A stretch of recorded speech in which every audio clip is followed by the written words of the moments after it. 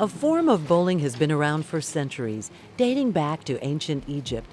As the game of bowling has evolved, so too have the materials used to make bowling balls. Since 1968, Ebonite International continues to make their iconic bowling balls in Hopkinsville, Kentucky. Yeah, Ebonite is the world's largest bowling ball manufacturer. We make over, and for a round figure, I said we make over 2,000 balls a day, more like 2,500. And they said, well, why so many balls? Normally when I'm explaining this, I'll go to some of the schools and talk to the kids at school and talk about bowling. And normally if they ask, why do you make so many bowling balls? It's because people always want a new and improved bowling ball. We make our products for everybody, amateurs, professionals, recreational, the whole thing. We actually have a full R&D department of about 6 people. Some handle color, some handle the inside of the ball, the cores, some handle the cover stocks. My team, as the marketing manager, my team generally handles the names and how we're going to go to market with it, and logos and things like that. So it really, when it's all said and done, it's a team of about 10 to 12 people that work on this daily. Creating the perfect bowling ball requires a knowledge of physics, chemistry, and a passion for the game. And I always say, we make bowling balls from a grain of sand. I'm not the technical person that has to do with Ebonite, but you're going to start out in the core department. Small core department is inside the bowling ball. The first core inside the bowling ball. The core is the weight blocks inside of the ball. They really only do so much. There's basically what we call either symmetrical. So if you're looking at a core from the top down, it's even on all sides, or asymmetrical. So that if you're looking at it from the top down, this side of the core is different from this side of the core, basically. And cores that are like that typically are stronger. Then you're going to go to the large core department. So you've got an inner core, you've got an outer core. Then you're going to go to plastics, and they're actually putting the cover stock around the core at that point.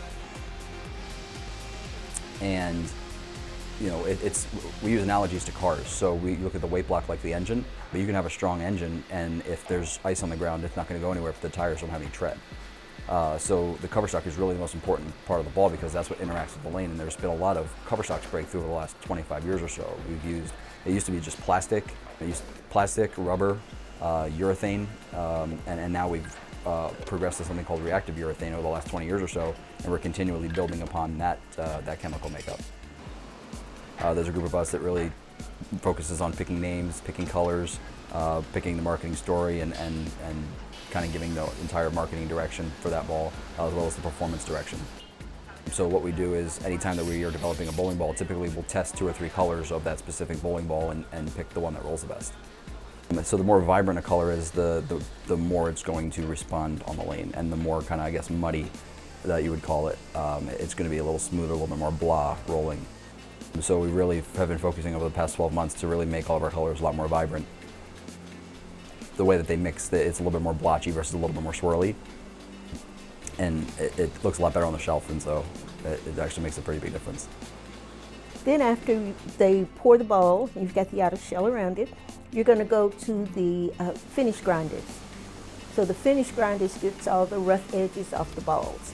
And then from finish grinders, they go to the sanders or buffers.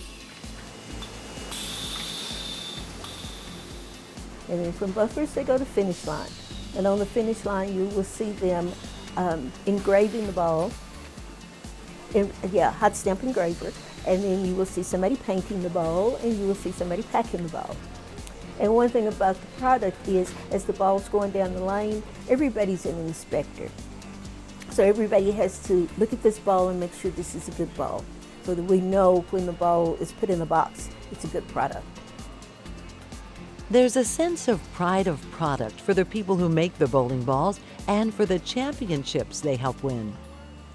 It's not just a job. Some of the workers have a whole bunch of pride in their in the way that they do their job. One time we actually got to go to a bowling tournament, and the employees got to see their bowling balls going down the lane.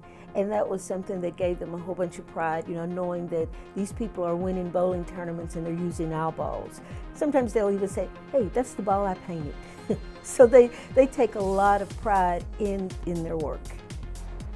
Bowling is seeing a resurgence in popularity, fueled in part by young people playing the game in greater numbers and more high schools across the country offering bowling as a varsity sport. Anybody can do it. There's no age requirements, there's no strength requirements. You don't have to be 7 feet tall, you don't have to be 300 pounds. There's just anybody can do it. Right now, for the last probably 4 to 5 years, bowling's been on an upswing again. Youth bowling, collegiate bowling's really at an all-time high. The amount of kids that are getting scholarships and bowling for colleges is tremendous now. Bowling's having a resurgence because it's fun. I mean, really, it just kind of seems to be the hip, cool thing to do. I mean, you see a lot of other companies using bowling in a lot of their marketing strategies. I mean, there's been all kinds of promotions from, you know, there's been makeup companies, I think it was MAC, that use bowling in a promotion. It's kind of like almost like a club theme. I mean, a lot of the bowling alleys are becoming boutique bowling centers where, you know, you can go and drink and eat and do whatever and bowl, and it's just people are going back into bowling centers and starting to bowl again.